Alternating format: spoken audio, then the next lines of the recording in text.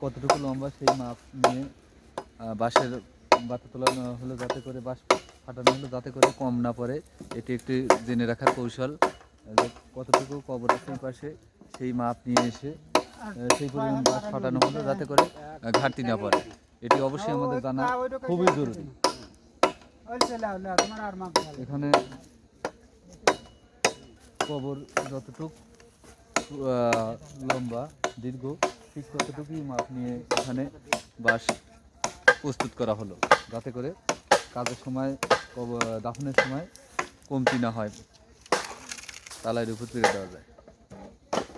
এটি একটি অভিজ্ঞতা অর্জন করা, কারণ এই সকল কাজের সময় কিছু কম হলে সকলেরই মন খারাপ হয়ে যায়। এই জন্য কাজ করার সময় আমাদের অবশ্যই শিখতে হবে এই সকল কাজে। কবর কত সুন্দর পরিষ্কার পরিপাটি করে সাজানো হচ্ছে।